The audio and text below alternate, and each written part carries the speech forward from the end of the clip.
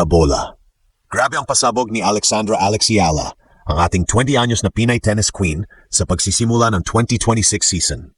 Parang rocket launch ang dating dahil January 5 pa lang, gumawa na agad siya ng kasaysayan sa ASB Classic sa Auckland. Kasama ang 18 anyos na doubles partner na si Eva Jovic, pinabagsak nila ang legendary duo ni Venus Williams, 7-time Grand Slam champion at dating World No. 1, at Elina Svitolina, isang Olympic medalist, sa score na 7-6, 6-1. Mula sa 3-5 deficit sa unang set, nag-save sila ng 7 set points sa tiebreak bago tuluyang maghari sa second set. Isang tunay na battle of generations, mga young guns laban sa mga tennis legends na nagpaikot ng ulo sa buong tennis community. Puno ng kilig, saya at inspirasyon ang mga manood habang nasasaksihan nila kung paanong ang dalawang batang baguhan ay nagpabagsak sa mga alamat ng sport. At hindi pa doon natapos ang kwento.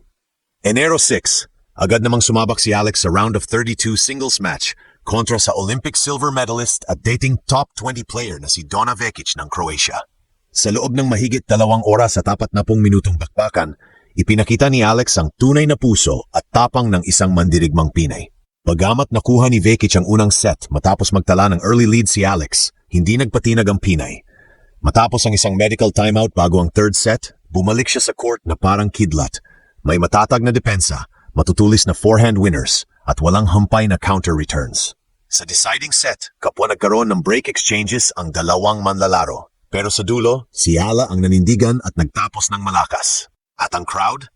Parang lumipat ang Manila sa Auckland.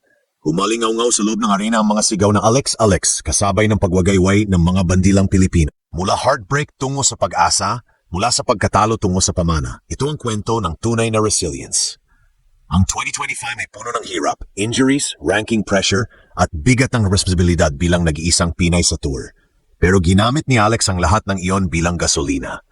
Pinood niya muli ang mga lumang highlights para magpakatatag, na natiling kalmado sa gitna ng unos at nagpakita ng maturity na higit pa sa kanyang edad. Mula sa mabibigat na preseason struggles hanggang sa ganitong explosive start, pinatunayan niyang ang tibay at tiyaga ang tunay na pundasyon ng isang kampiyon. Ngayon, umaatungal ang buong tennis world. Sumasabog sa social media ang mga WTA highlights at tinawag ng mga international sports outlets ang laban ni Alex Ala na thrilling, electric, at the start of a new era in women's tennis. Dahil sa makasaysayang panalong ito, umakyat siya sa world number 52 at sigurado na ang kanyang direct entry sa Australian Open main draw. Isang milestone na magbibigay sa kanya ng pagkakataong makaharap muli ang ilan sa pinakamalaking pangalan sa tour. Ngunit higit pa sa ranking o prize money, ang epekto ni Alex ay emosyonal at makabayan. Inspirasyon siya ngayon ng mga kabataang atleta hindi lang sa Pilipinas, kundi sa buong mundo. Dahil sa kanyang laban na puno ng mga Pinoy ang stands at pati ang mga casual fans ay biglang na-hook sa tennis, nadadala ng Youth Over Legends drama at ng matatag na pag-akyat ng isang Filipina mula sa ilalim hanggang sa tuktok. Home is the people, not the place. Ani Ala matapos ang kanyang panalo, sabay yakap sa kanyang mga magulang sa gitna ng dagundong palakpakan. Mga Pilipino sa buong mundo ang nagkaisa. Online man o on-site, nagbigay ng buhos ng suporta. Ginawang parang Manila in motion ang Auckland Arena. Mula sa mga struggles ng 2025 hanggang sa panibagong pag-asa ng 2026, muling nabuhay ang paniniwala ng bansa. Kaya natin to. At ngayon, habang papalapit ang kanyang round of 16 showdown kontra Petra Marchenko, lahat ay nagtatanong, ano na naman kaya ang susunod na gulat na ihahain ng ating tennis phenom? Auckland exploded like a Manila fiesta night nang ipakita ni Alex Ala, ating 20 anyos na tennis queen, ang kanyang double shock debut sa 2026 season.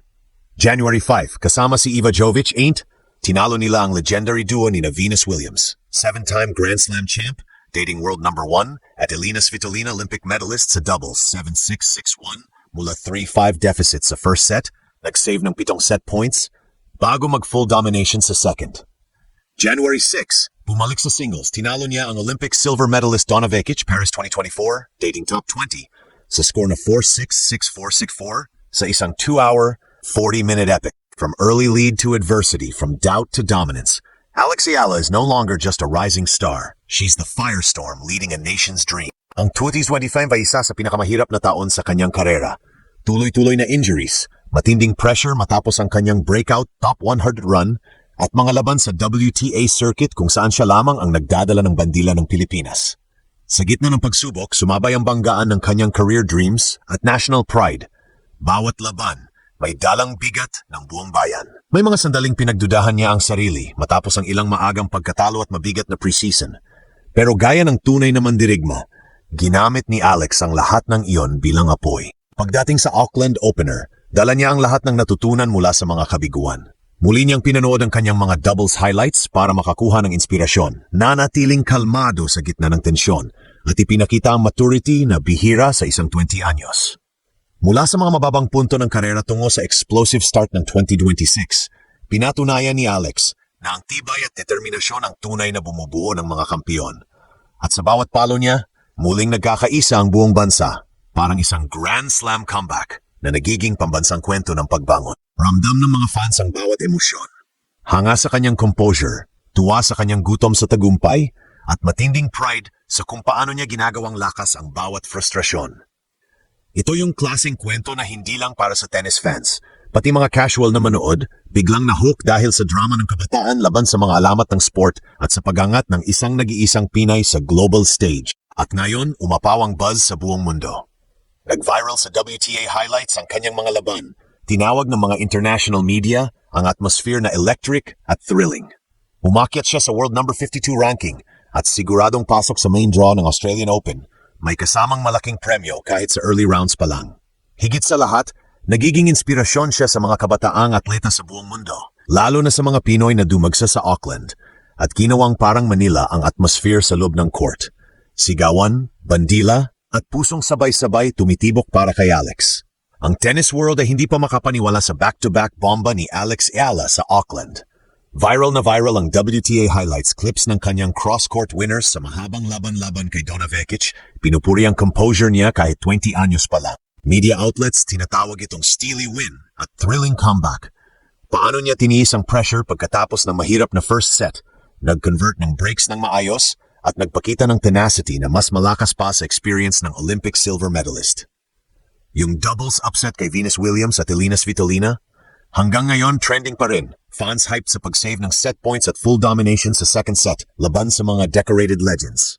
Rankings na tumaas sa NAR, 52 plus 1 agad, plus guaranteed prize money na nag-build toward Australian Open main draw debut sa ilang linggo pa. Hindi lang ito strong start, ito na ang paglalagay ng Pilipinas sa global tennis map sa malaking paraan. Kahit mga hindi tennis fans dati, ngayon all in na, reposting clips at sinasabing that's my girl. Ang unity? Tunay na tunay, from community na nagpapakita ng suporta hanggang sa waves ng pride na pumupuno sa feeds. Parang Grand Slam comeback energy ulit. At ang sarili niyang words post-win, home is the people, not the place. Yakap-yakap niya ang parents amid the roaring cheers. Salamat sa lahat para sa special night na to.